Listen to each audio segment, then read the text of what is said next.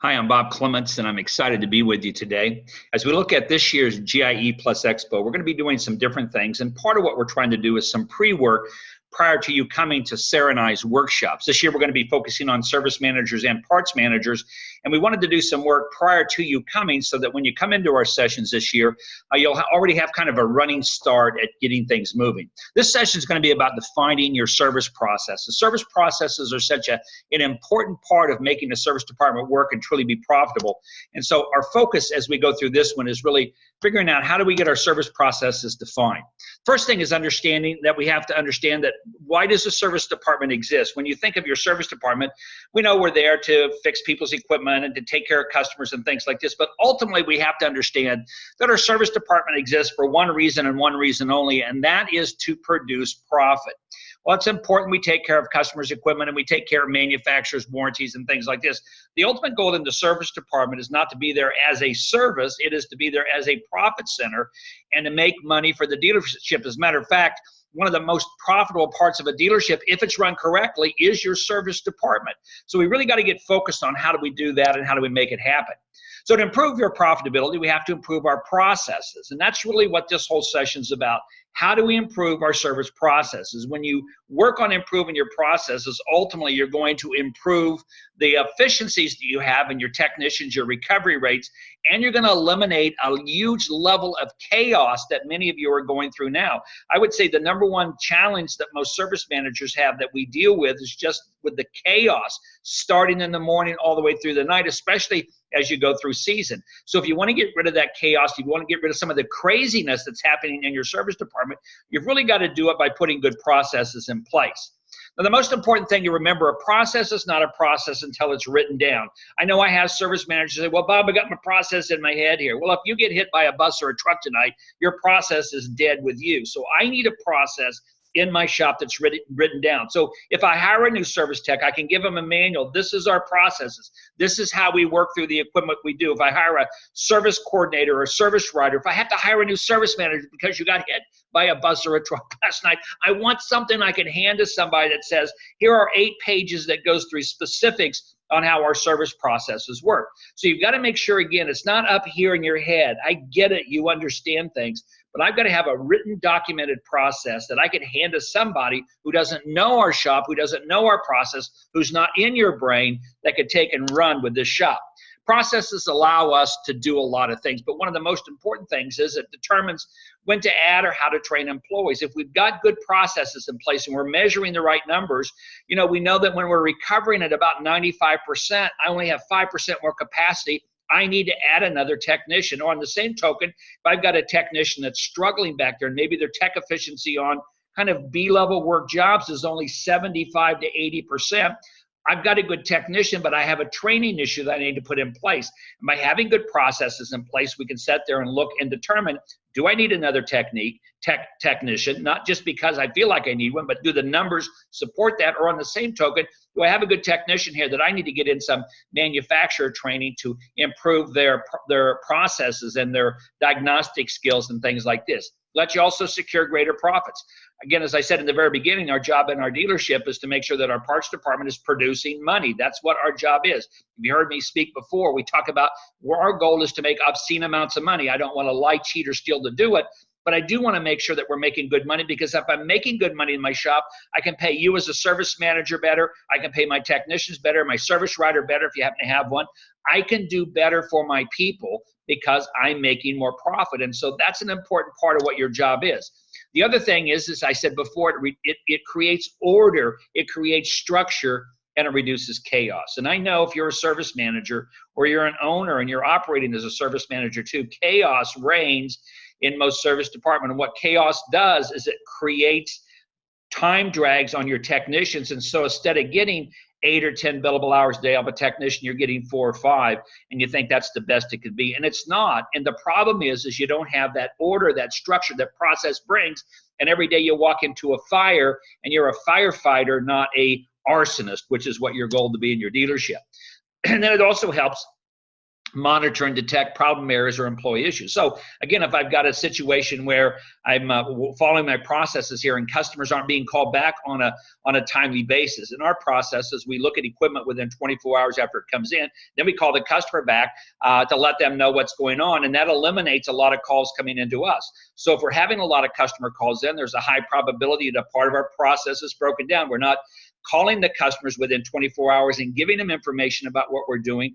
It also lets me see if I got an employee who is messing around and sucking up time because maybe their tech efficiency is high, but their recovery rate is low. And I got plenty of work in the shop, but they're out having a smoke break or on their cell phone all the time. And so that process and the numbers that we measure in that process, which we're going to talk about in another session, really are critical to helping you run a good shop.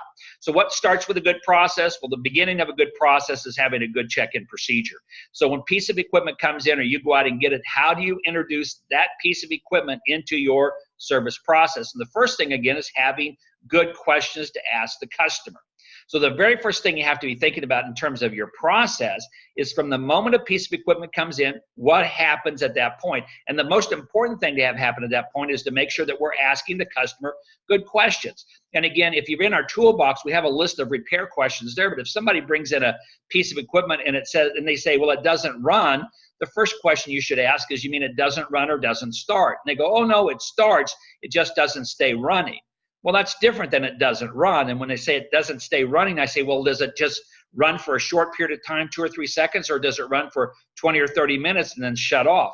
They go, well, no, it runs for 20 or 30 minutes and it just shuts off. Well, that's probably an ignition coil, right? And so then I'm looking at that because I know I've got fuel, I've got compression, I've got spark. If it can continue to run for 30 minutes.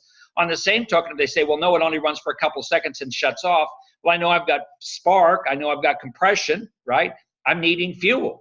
Okay, and what we've got is fuel starvation there, and so I know where to quickly go look at it from that perspective. Part of the check-in process is making sure you're getting good information on the customer. I need to know their address, obviously, but the most important thing I want from a customer is a cell phone number so I can text them instead of calling them, or emailing them instead of calling them to let them know their equipment is in. So the beginning part of a good process is your check-in process. The next thing you have to do as a part of your process is where are we going to stage the stuff that's coming in. When you're at season, things starts getting moved all the way around in your dealership there. You got stuff that's been worked on here, stuff that's waiting for parts here, you got new stuff that's coming in over here, and you spend a lot of your time when you're trying to get equipment just finding it. So you've got to create good staging areas. You've got to have an area for equipment that's just come in, equipment that you've triaged, looked at, but that's not ready to be repaired yet. You've got an area over there for things that are waiting for parts that you've had in and you needed an extra part, and then you've got to have an area for things that are done or complete. We use ribbon colors to designate those areas on the machine, and we use colored poles on the outside to designate those areas in our staging areas also. But make sure you create a good staging area. Then you got to triage, diagnose the issues in advance. If you've been listening for me for years, you know we are fanatics on this triage process. If you want to improve your service processes, nothing will improve your processes more than understanding how to do this triage process. Again, in our toolbox, we have all these diagnostic sheets.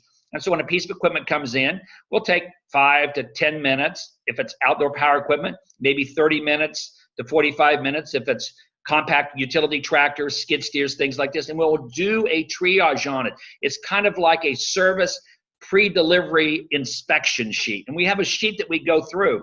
Now, our service coordinator fills out a lot of it, but you've got to have a process where when equipment comes in, you've got a sheet that goes through and looks at not only the issues that the machine came in for, but what are other potential service issues that we need to deal with. So you've got to create a good triage process there.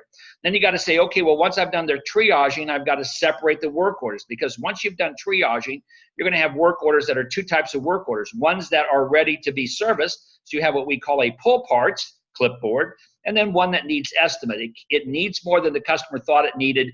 We need to look up parts. We need to look up at what the additional labor is going to be. And so we separate our work orders out. We don't put them all back together.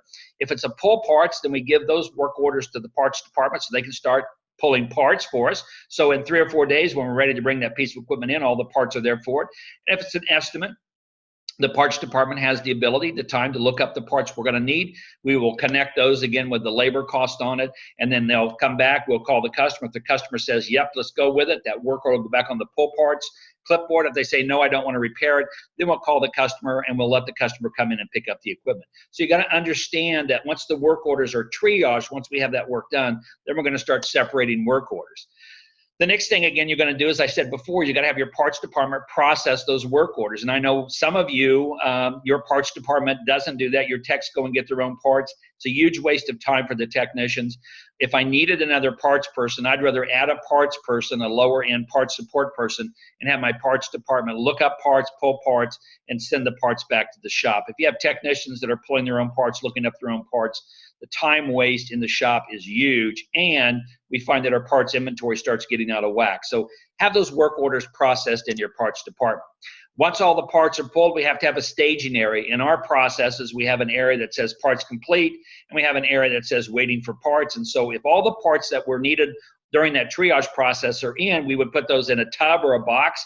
We'd have a work order number on it, and then we would have that set by, if the technicians are going to work on it tomorrow, we'd have it set by the technicians area so they can pull the parts, the machine comes in, and we're ready to do the work. If we don't have all the parts, then we pull the parts that we need to pull. We pull them out of inventory so they don't get sold to somebody else.